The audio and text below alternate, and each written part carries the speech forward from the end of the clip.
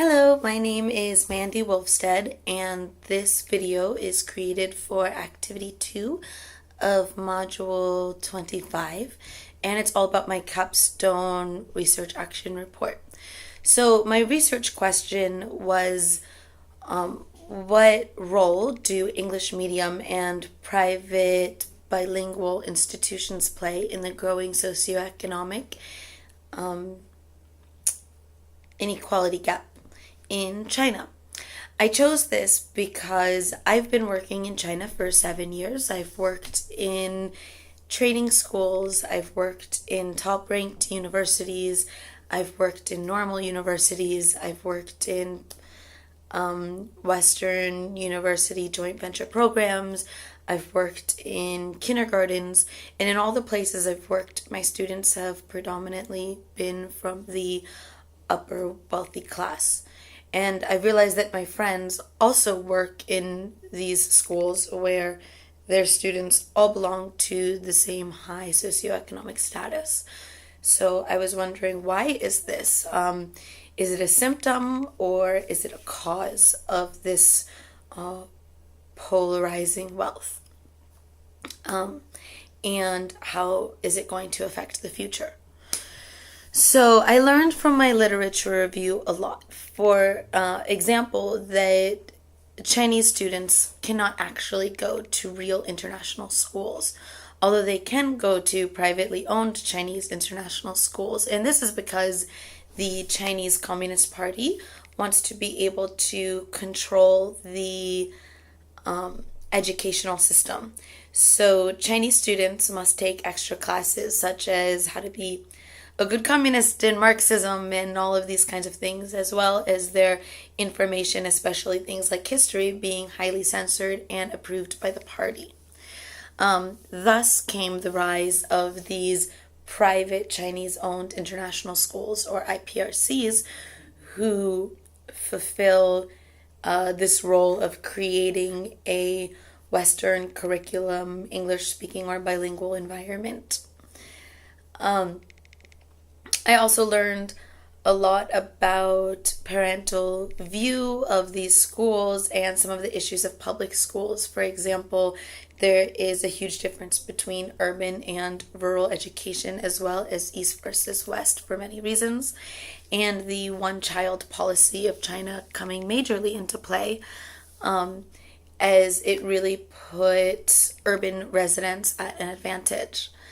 In terms of my personal investigation and methodology, I decided to create a survey, and it was an online survey that allowed anonymity to protect the privacy of the person who was answering the questions, because some of the information they might be given is considered sensitive or controversial or something that might put their employment at risk. So I created this online survey, and I sent it out through different groups on WeChat of education groups and LinkedIn groups and teachers in China groups and different things like that. It was viewed by over 80 people.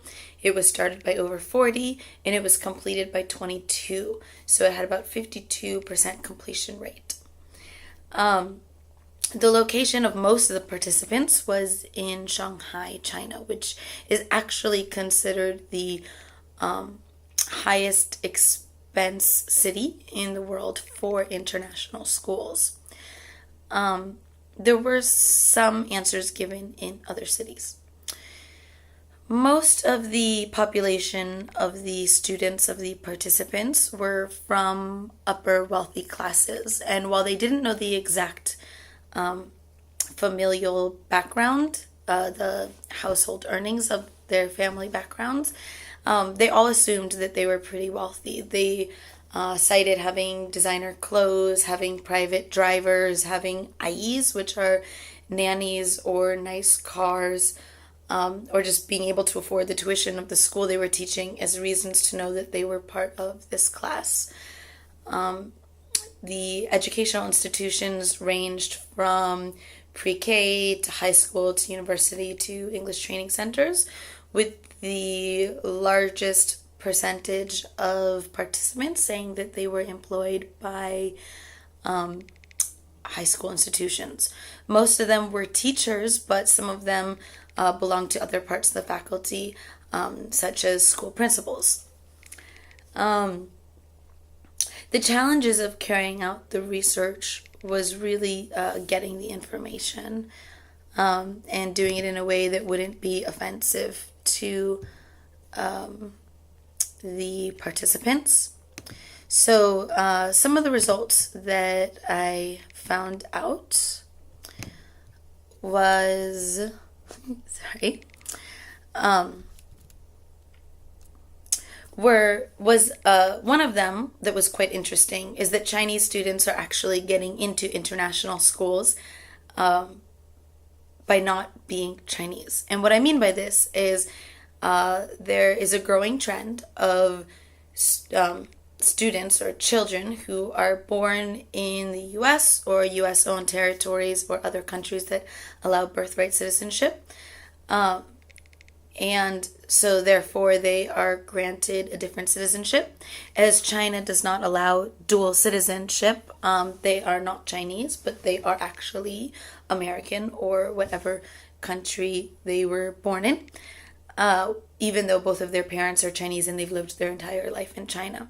One example that was given by a participant was that she has a student who has been out of class for a few months because her parents went to Guam to have their second child so that the second child could get U.S. citizenship just like this student has.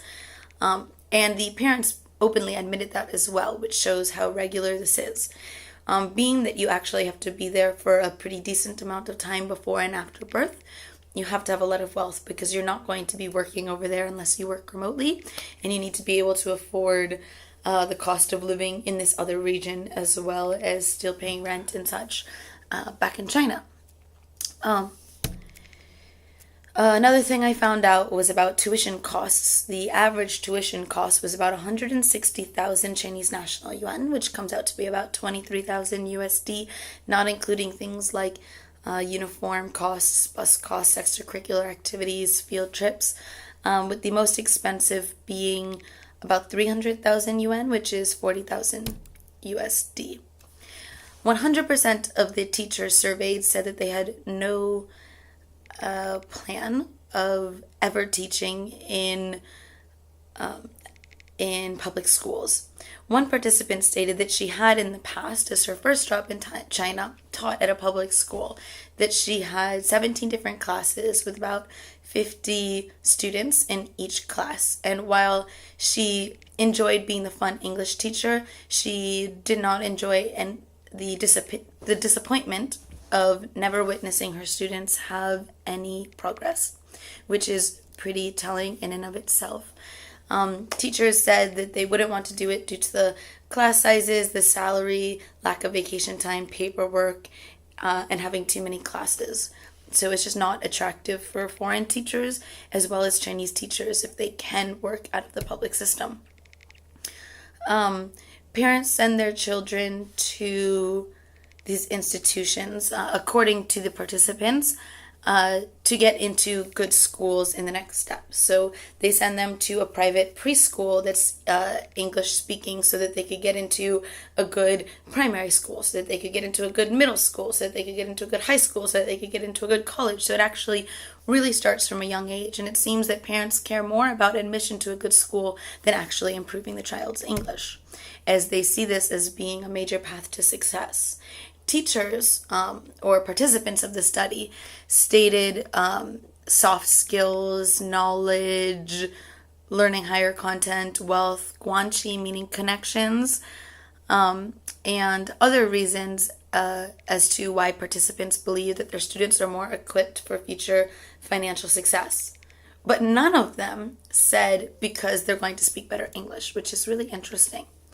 So overall, this is a super complex issue.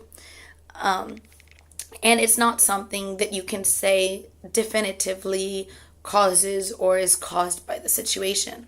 But from what I have seen, it is very likely that this is a symptom of this systematic issue. And it's not something that's going to be going away anytime soon. It's not something that we can stop. but it is something that we can slow by improving some different aspects.